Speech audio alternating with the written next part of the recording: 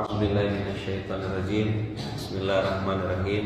Assalamualaikum warahmatullahi wabarakatuh. Alhamdulillahirabbil alamin. Alhamdulillahilladzi bi ni'matihi tatimmus shalihat. Alhamdulillahilladzi hadana li hadza wa ma kunna linahtadiya laula an hadanallah. Asyhadu an la ilaha illallah wa asyhadu anna Muhammadar Rasulullah.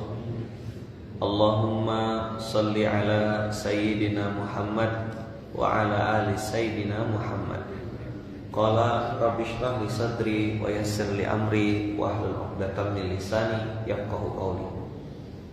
Abang-abang, kakak-kakak yang baik yang dirahmati Allah, jamaah Masjid As-Salam dan seluruh keluarga besar Bikers Peduli, dan juga mudah-mudahan niat baik kita di pagi hari ini dicatat Allah sebagai amal soleh yang diridhai Allah. Ada kalimat yang kemarin kita ucapkan sama-sama, yaitu kampung damai. Assalam. Kenapa harus kampung? Kenapa harus damai? Karena memang sejatinya kita semua pasti balik kampung. Ada yang kampungnya kampung halaman sementara, tapi ada juga yang balik kampung selama-lamanya, yaitu kampung akhirat. Walal akhiratu khairul laka minal ula. Bukankah kata Allah, kampung akhirat itu lebih baik daripada dunia yang itu datang nampak berkilau, nampak bercahaya, nampak kayaknya tuh keren gitu. Padahal sebenarnya kita sedang kena tipu. Maka kemarin saya bicara tentang black diamond. Mana slide-nya? Boleh tampilkan ya? Apa dimunculkan slide ya? Di screen ini munculkan slide yang black diamond dari tab saya. Teman-teman yang kemarin mungkin ikut bisa lihat tentang black diamond. Kemarin apa itu black diamond? Berlian hitam. Oh, ini cabut dulu. Oke, kalau Pak Yai Fikri maju berarti cabut. Udah? Black diamond ini teman-teman semua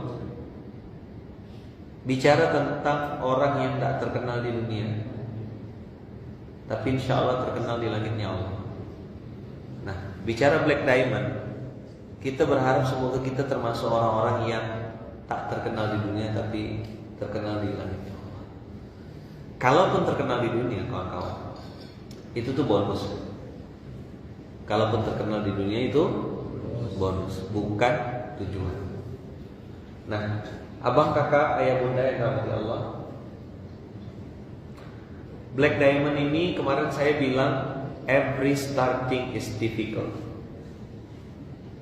but it will be more difficult if you never start. Memulai itu sulit. Mulai bangun subuh, ya kan? Mulai baca Quran, mulai betulkan hafalan, macam-macam lah alasan. Lidah dah kaku lah, hafalan dah bekarat lah, ya kan? Dikasih tahu meraju, ada tuh, ya kan? Bacaan Qurannya begitu, terus kita kasih tahu, marah dia. Maka akhirnya orang jadi tak puasa gitu. Rugi loh kalau ada yang ngasih tahu kita marah tuh. Kita menutup pintu kebaikan yang datang dari mulut orang lain.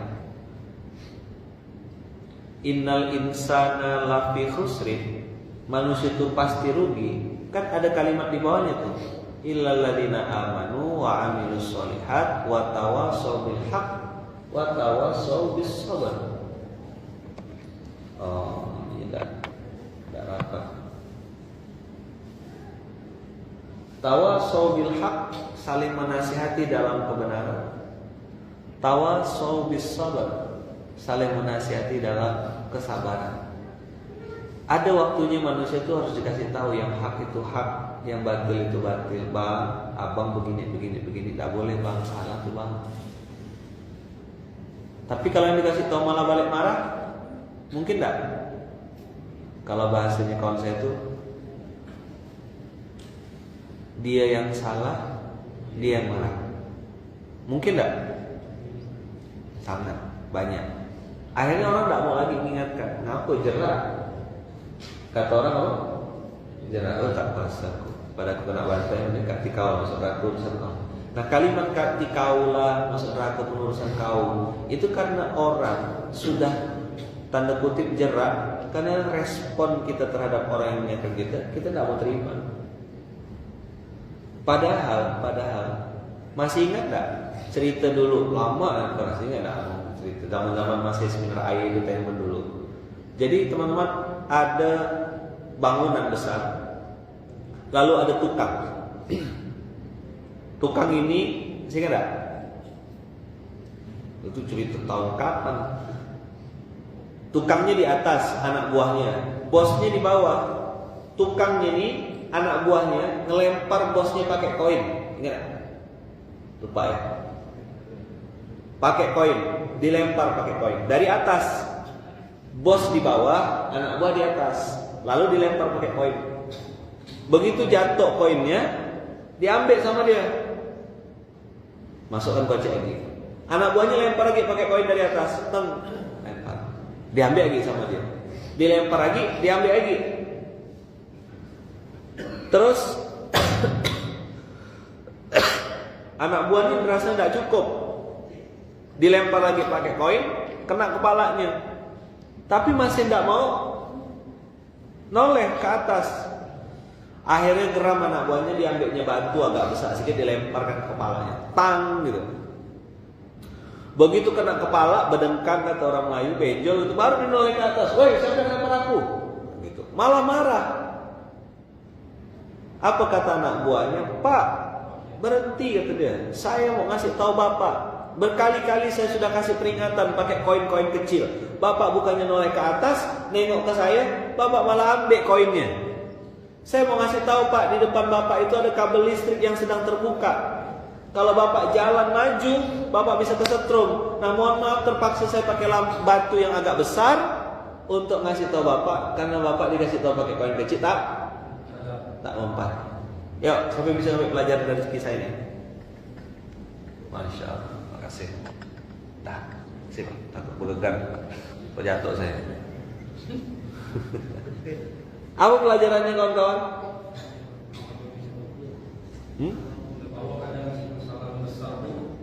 Biar kita tuh balik sama Allah dan kita hati biar tidak masuk ke masalah yang besar.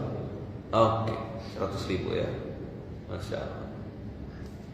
Lumayan lah, 30 hari datang 3 juta, ngalahkan gaji itu.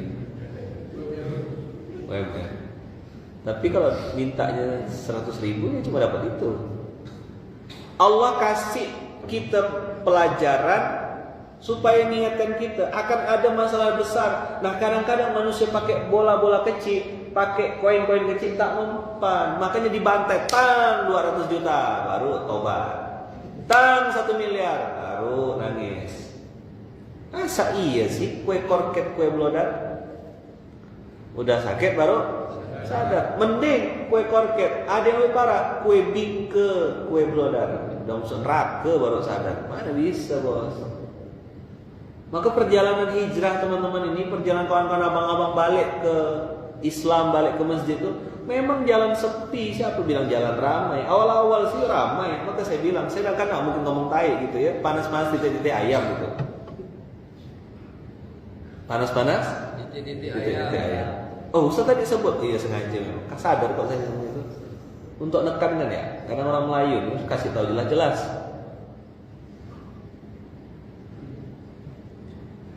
Koin kecil harusnya noleh cepat. Ini udah pakai batu baru dia mau noleh. Kapan sih orang tuh mudah dinasihati sama kakak? Udah susah, baru nyaman nasihatinya. Kalau di Jaya, apa dia bilang Bang? Tuhan pun tak bisa bangkrutkan aku gitu kan? Ngeri tak kalimatnya? Tuhan pun tak bisa bikin aku bangkrut. Abang kakak yang baik yang dirahmati Allah, peringatan-peringatan kecil dari Allah itu harusnya bikin kita noleh. Apalah istri aku kayak gini nih? Ngapa pula anak aku kayak gini ya? Ngapa kehidupan aku belum berubah-berubah? Ini ada yang salah. Cepat-cepat, mumpung masih koin kecil. Nanti kalau dilempar pakai batu, stroke kita, ya kan? Tumbang kita, hancur karir kita, babak belur, orang menjauh semua. Baru terdiam. Mana yang nolong aku nih? Mana kita nih? Kita dulu aku yang bantu. Kau samsat. Memang satu-satunya cara untuk bikin kau bangkrut, satu-satunya cara untuk bikin kau balik ke Allah atau ya dengan kasih masalah. Maka teman-teman, jangan sampai kita kena batu besar baru mau noleh. Jangan sampai sudah kena batu besar baru mau noleh. Ingat tadi ya, dilempar pakai koin kecil, bukannya noleh malah masuk ojek. Geram anak buahnya, lempar pakai koin batu besar, pang kena kepalanya, baru dinoleh. Nah, Allah teman-teman ngasih kita masalah, tidak mungkin Allah tuh usil sama kita. Bang Eko nih kasih masalah, main-mainkan dia ya, tidak mungkin. Teman-teman, ada hadis yang mengatakan Innallaha, ya ikut saya, Innallaha idza ahabba 'abdan ibtalahu. Allah itu jika mencintai seseorang maka dia akan mengujinya. Dengarkan kalimatnya baik-baik. Allah jika mencintai seorang hamba, Allah akan memberikannya ujian. Jadi ujian itu tanda Allah sayang. Tapi ingat, ujian itu dua bentuk. Satu ujian keburukan, yang satu ujian kebaikan. Jadi jangan dikira punya motor bagus, punya rumah besar, tidur nyenyak, badan sehat, itu bukan ujian. Udah, salah. Abang diuji dengan kebaikan. Maka saya sering bilang, saya tidak takut kalau santri saya atau teman-teman saya, abang-abang saya ini diuji dengan kesusahan. Tidak takut saya. Justru itu bagus. Itulah cara Allah laundry dia. Kalau tak dikasih susah tunduk artinya, betul tak? Orang kalau lagi miskin tuh, lagi susah, lagi tak berduit, nyaman ngarahkannya. Nah, nih duitnya. Kau bayar kontrakan ya, kau begini ya, kau ini. Makan ikut aku. Enak betul. Kenapa? Lagi susah, tak ada pilihan. Sherlock bro, di mana posisi? Lagi susah. Di mana posisi terus? Begitu udah berhasil, udah sukses, tak sempat aku boy. Sibuknya di meeting, rapat. Tak apa-apa kan di meeting kan. Kalau tembus nih boy, malah gak tembus. Rupa pengusaha pembalut ya.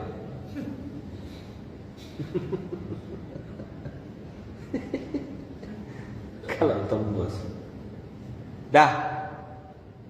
Innallaha ya idza ahabba 'abdan ibtalahu. Sesungguhnya Allah jika mencintai seorang hamba, ibtalahu, maka Allah akan mengujinya.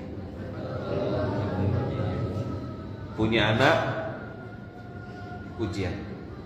Masya Allah. Dah zuhur kan? Memang di sini waktu tak terasa ya. Memang beda dengan asal. Baru gak duduk rasa dah zuhur ya Allah. Udah luar biasa, waktu ini semakin cepat berlalu.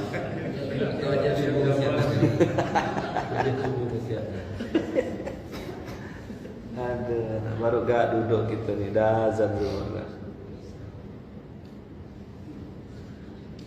Jadi innallaha idza ahabba 'abdan ibtalahu. Antum catat baik-baik, ingat-ingat bahwasanya ujian itu dari Allah ada dua, ujian keburukan dan ujian kebaikan. Yang diuji dengan keburukan banyak yang lulus,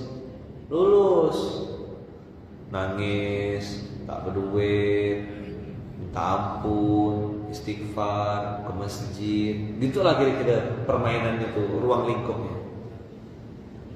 Termasuk teman-teman azan zuhur barusan, itu juga ujian.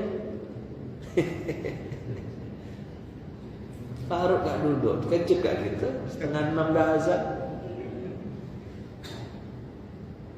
Maka teman-teman semua, abang kakak yang baik yang dirahmati Allah, Innallaha idza ahabba 'abdan ibtalahu. Allah kalau sayang sama seorang hamba, pasti hamba itu diuji sama Allah. Ada yang diuji dengan keburukan, ada yang diuji dengan kebaikan. Dan teman-teman, saya sering bilang berulang-ulang, ujian keburukan banyak yang lulus. Kapan ujiannya tak lulus? Ujian kebaikan. Mulai dikenal orang, mulai punya nama baik, mulai sukses, mulai pakai mobil, mulai dah utang lunas, ya kan? Nah, ngerasa tak ada utang lagi, mulai ikut kegiatan-kegiatan, mulai ikut ini itu. Oh, musim mancing, beli joran 2,5 juta. Musim sepeda, beli sepeda. Musim apa lagi? Musim batu, beli batu belah, batu betangkuk, ya kan? Musim cumpang, pelihara cumpang. Musim kurban, mendadak miskin semuanya. Masjid mana yang aku nak minta tahun ini ya, kata dia. Mana kupon aku boy, kata dia. Masukkan aku jadi panitia boy, aku minta kaki ya, kata dia. Otaknya udah kaki, paru, lidah, pala aku ya, gitu. Pala kau sudah, baik. Otaknya bukan mikirkan kurban, malah minta dari kurban. Kalau ditanya, bilangnya susah. Corona susah. Ini saya cerita orang di planet Pluto ya. Saking jauhnya itu udah hilang dari tata surya. Susah zaman sekarang ini.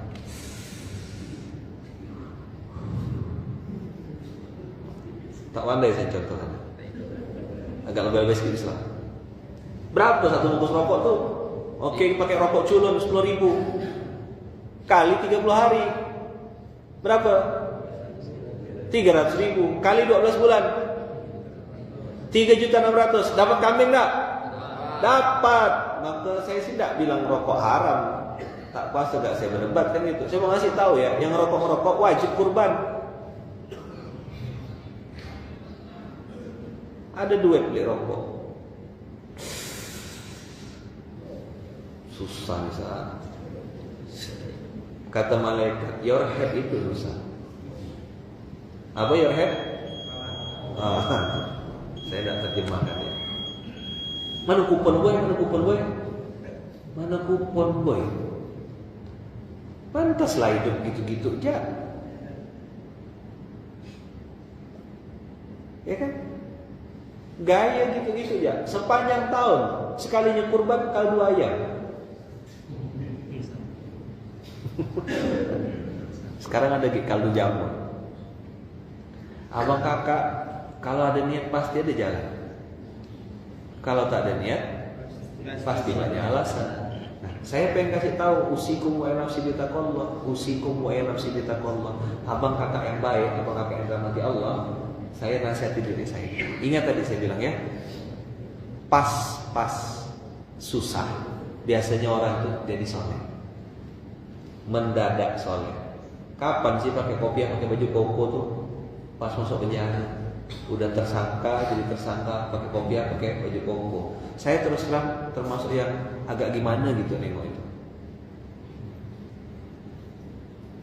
Kapan sih tersangka tuh konotasinya harus pakai kopiah dan pakai baju koko?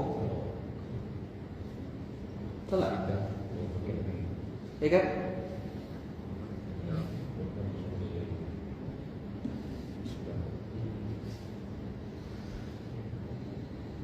Kalau memang tadi bicara rokok ya, rokok tuh baik gitu, kenapa bang tak kasih ke istri sama anak? Wah, Ustaz ngajak kelahi gitu-gitu nih. Nah, saya tetap balik lewat jalur biasa. Saya mau ngasih tahu abang-abang yang hari ini ahli hisab. Apa kemarin siwak Fir'aun itu?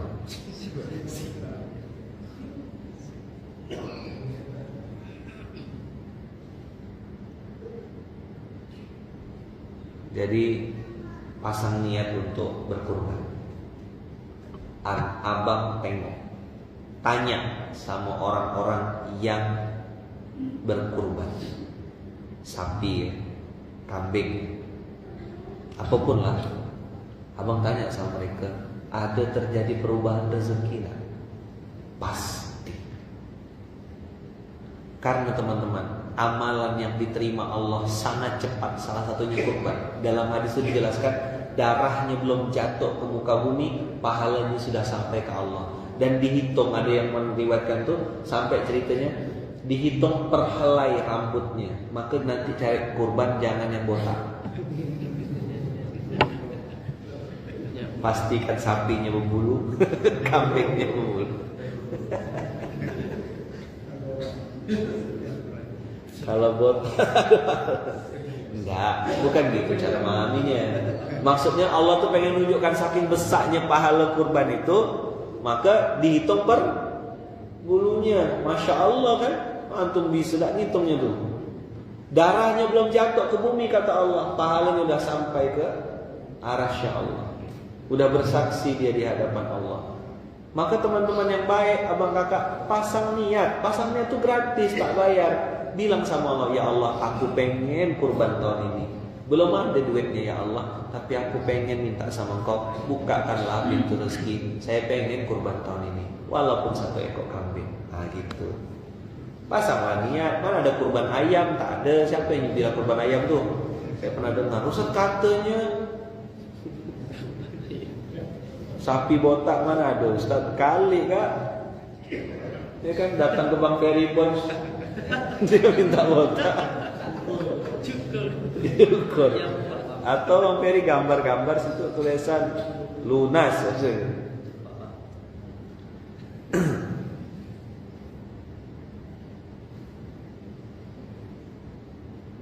Jadi abang kakak yang baik yang dirahmati Allah, fikum wa iya nafsi bitaqwallah. Permulaan kebaikan itu susah. Untuk memulai kebaikan itu susah. Tapi jauh lebih susah kalau kita tak pernah mulai. Itu kenapa saya bilang kemarin, kita ayo pasang niat, ya Allah saya pengen berubah jadi orang lebih baik. Mana ada manusia tak berdosa? Mana ada manusia tak berdosa? Maka tagline kita di Bikers Peduli apa? Kita pernah salah, tapi pengen soleh. Itu harus diingat kuat-kuat. Itu bukan nasihat untuk abang-abang, untuk saya. Aku nih banyak dosa juga, aku nih banyak salah. Ya Allah, banyak aib-aibku yang hari ini masih Allah tutup. Makanya abang kakak bisa dekat sama kita, bisa ngomong baik-baik, bisa dengar. Bahkan mungkin ada yang mau cium tangan. Kenapa? Itu bukan karena kita soleh benar-benar, Allah tutup aib.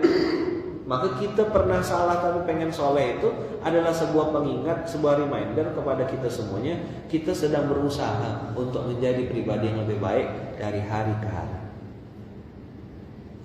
Udah, ingat tadi saya bilang innallaha idza ahabba 'abdan ibtalahu. Apa? Innallaha idza ahabba 'abdan ibtalahu. Allah kalau cinta sama seseorang, Allah akan uji. Nah, sekarang pasti ada bertanya, ini materi lama betul. Saya udah lama enggak bahas ini, tapi bolehlah. Nah, ini dia. Apa bedanya Ustadz antara ujian dengan azab?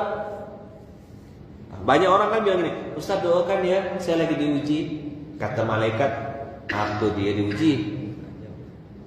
Kau tuh sedang kena azab. Nah, apa bedanya Ustadz? Oke, kita tengok ya. Hari ini kita bahas sedikit buat abang-abang dan kawan-kawan semuanya.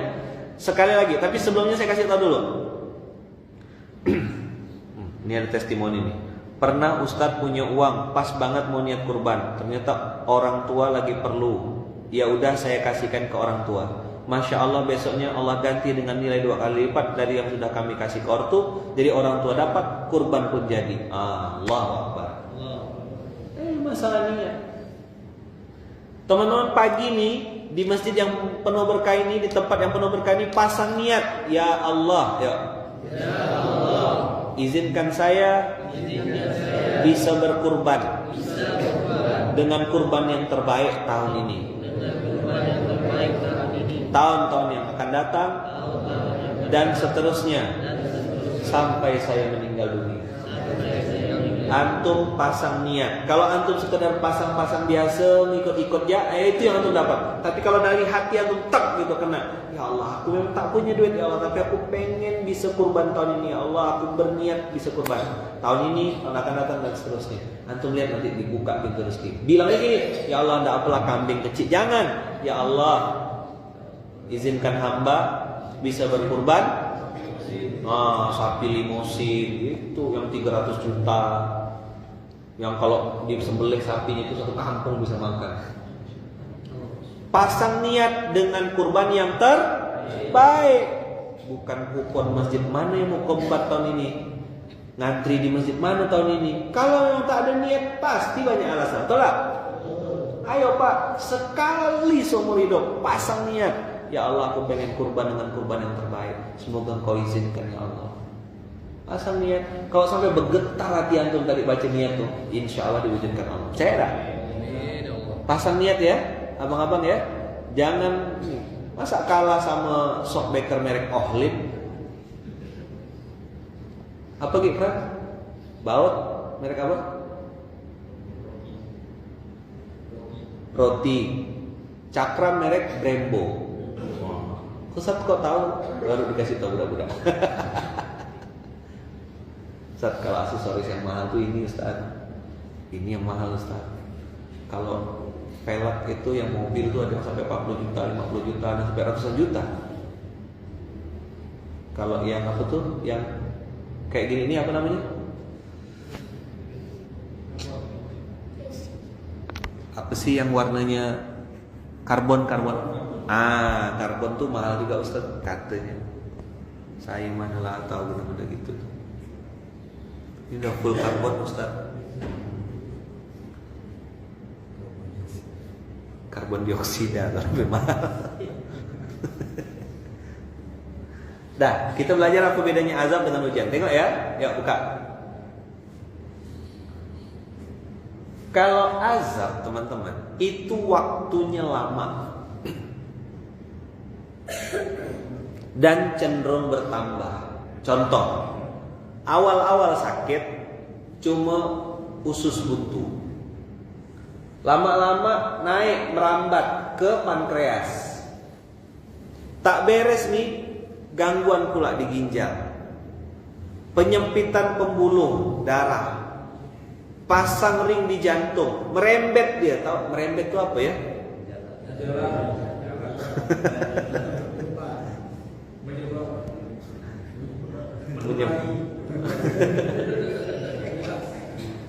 Tahu lah ya merembet ya, maksudnya tuh menjalar gitu,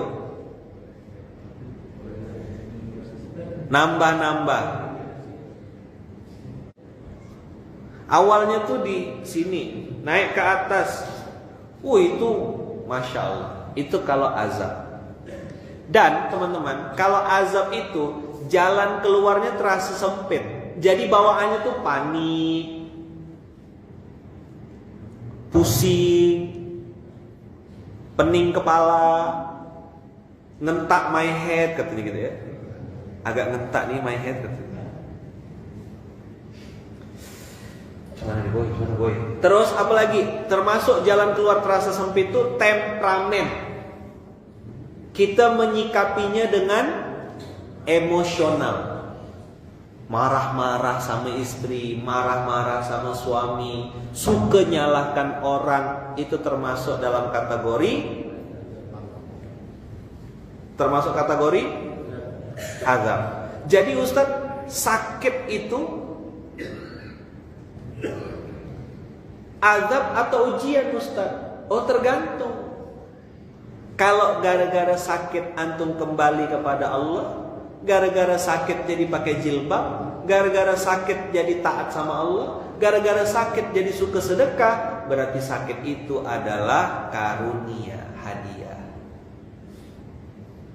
Siapa di sini yang pernah bangkrut? Tahu salah? Tengok mukanya. Sedih saya nak nanya. Abang-abang pernah tak ngerasakan sesuatu yang itu tuh tak sesuai dengan maunya kita? Kita planningnya A, dapatnya B. Pernah tak alami? Sering. Oke. Tapi dengan abang tak dapat A, abang pindah ke yang B, dikasih B, justru dengan dapat B abang jadi tambah soleh, tambah taat. Berarti itu anugerah. Itu hadiah. Allah sayang. Saya pernah ngalami itu, sering. Ya Allah, ngapa kayak gini? Aku udah bikin planning, udah rapi-rapi, udah planningnya, tak jadi. Oh, rupanya Allah mau selamatkan saya, dikasih planning yang B. Guru saya sering cerita ini. Yang cerita itu loh kawan-kawan. Saya pernah ceritakan itu yang tentang beliau naik mobil, berkendara kan, traveling, mau touring, tahu-tahu lagi di tengah perjalanan ada mobil yang nyalip dari samping. Tiba-tiba, tidak tahu dari mana, pokoknya disalip dan marah beliau.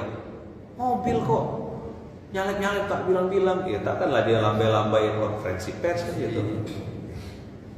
Disalip depan, tak lama kejadian teman-teman, tabrakan beruntun dan mobil yang paling hancur mobil yang nyalip tadi. Baru dia ngelus dada lalu istighfar. Oh, kalau seandainya tadi mobil saya tidak nyalip, mungkin saya yang penyet di depan itu. Kapan sih kita baru paham itu? Setelah kejadian. Dan teman-teman, kalau kita benar menyikapi hal yang tidak sesuai dengan maunya kita tuh, kan tadi kan plannya A, yang terjadi B. Terus kita nyikapinya dengan benar. Misalnya gini, kalau saya ya boleh setuju boleh enggak, tapi boleh catat nanti usaha dia. Kalau orang tuh bilang mungkin ada hikmahnya Ustadz ya. Kalau saya itu enggak pernah ngomong gitu. Bukan mungkin ada hikmahnya. Kalau bagi saya pasti ada hikmahnya. Nah, titik. Pasti ada hikmahnya. Pasti ada hikmahnya. Apapun itu, ya kan? Kalau teman-teman kita nih semua hajat, niat baik, semua yang kita sebut jadi kenyataan semua, jadi korun kayaknya kita. Betul tak? Jadi Firaun kayaknya kita. Waktu jabat, wah bukan lagi sombongnya, betul tak? Oh, semua orang di PHP kan. Oh, yang macam-macam, gampang lah tuh kan. Semua nanti aku suruh ke sini. Aduh, nah, agak lucu saya dengar itu.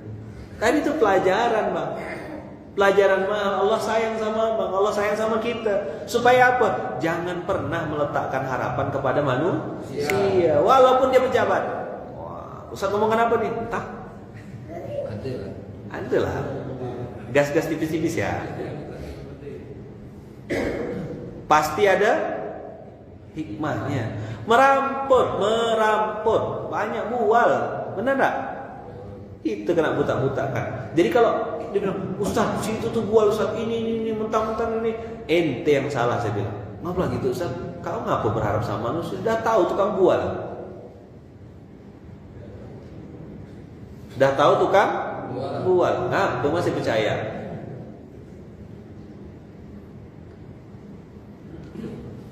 Udah pasti sakit hati berharap sama manusia itu pasti. Pakai shot, pasti. Apa? Pakai shot. Pasti sakit hati ente. Ngapain berharap? Oh dia kaya Ustaz, banyak duit Ustaz, dia mampu, dia suka nolong orang. Jangan ngarep sama manusia. Kecewa, kuciwa apa? Kuciwa. Pasti kuciwa. Aku datang boy. Di grup ya ramai. Ustaz mulai anak ada. Ini grup yang di sana. Pluto. Kuciwa. Jadi azab tuh apa tadi? Satu, waktunya lama kalau azab tuh, dan cenderung bertambah. Dia habis kena ini, pertama nih ruko kena sita, tak lama istri gugat cerai, ya kan? Habis istri gugat cerai, anak pula masuk rumah sakit kecelakaan. Kalau udah kayak gitu-gitu tuh, cepat-cepat masuk ke dalam, duduk, ngerenung. Ampun nih kok gak berhenti masalah. Introspeksi. Nah, siap-siap dah mau jam 6. Waktunya lama, cenderung bertambah, dan jalan keluar terasa sempit. Akhirnya apa yang terjadi? Kita jadi temperamental, suka marah-marah, naik terus tensi. Apa kata budak-budak, bahasa budak-budak tuh senggol bacok. Do you understand? What is the meaning of senggol bacok? Apa senggol bacok? Asal sentuh dikit, I will kill you, kata dia. Berkelahi gitu nih boy. Sama kayak orang yang suka nyisakan makanan di akhir. Misalnya kuning telur tuh biasa disisakan di akhir. Keep the best for last kan. Kita kan pengen makan yang enaknya di akhir tuh. Begitu kita udah sisihkan putihnya loh, kita makan kan. Kuning kan terakhir nih. Yang kuning yang setengah masak tuh, yang agak basah-basah tuh. Oh itu kan saja mantap tuh. Begitu kita udah sisakan, kawan kita langsung ambil. Aku kira kau tak mau, kata dia. Tuh langsung masuk mulut. Berkelahi dah. Cari tanah lapangnya gitu ya, boy. Ada yang tipe makanan sama kayak saya. Saya suka nyisakan yang enak di akhir. Ada enggak? Oh sama ya. Mazhab kita tuh berakit-rakit ke hulu, berenang-renang ke tepian. Bersakit-sakit dahulu, diambil kawan kemudian. Kira tak mau, kata dia, tapi sambil ngunyah. Itu manas tak berlawan. Nah, tapi kalau ujian teman-teman, ujian itu namanya gak ujian, waktunya sebentar. Ujian nasional paling lama berapa hari? Seminggu. Itu baru ujian. Masa ujian 3 tahun? Itu sih bukan ujian, sekolah namanya. Antara belajar pendidikan dengan ujian lamaan mana? Lama belajarnya. Jadi kalau abang diuji sampai 3 tahun tak beres-beres, 5 tahun tak selesai-selesai, daripada sibuk nyalakan orang, mendingan koreksi diri, introspeksi. Jangan-jangan ini azab dari Allah. Gitu loh. Nyambung gak kira-kira? Nyambung ya. Kok agak kuat jawabnya nih? Pengalaman gitu. Kan gak enak gitu ya. Sering terjadi di kota-kota besar ya. Ujian itu waktunya sebentar, lalu cenderung tetap. Sakit apa ente boy? Inilah panau nih. Panau tahu? Panu. Itu ya ujiannya. Panau ya terus. Kalaupun sakit mah ya. Misalnya kalau pusing, pusing itu ya. Sakit perut. Nggak pindah-pindah, itu istiqomah. Apa? Istiqomah. Biku gitu ya. Tahu nggak antum biku tuh? Itu penyakit zaman dulu. Tapi ada yang kena itu. Tak sembuh-sembuh biku ya kan? Nggak tahu saya bahasa Indonesianya apa. Oh cantengan. Ya, oke. Cantengan. Itu sakit luar biasa. Apalagi kalau lagi main futsal, main bola, diinjak kawan. Itu lebih sakit daripada kalah 6-0.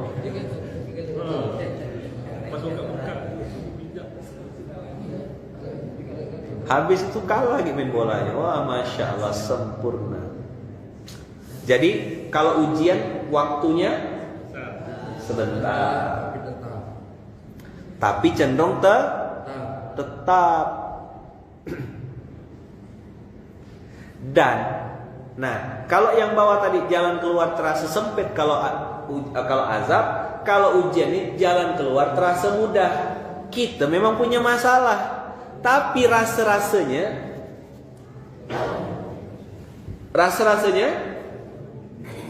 ringan ya kita ngelewatinya. Bisa senyum kita, bisa ketawa-ketawa.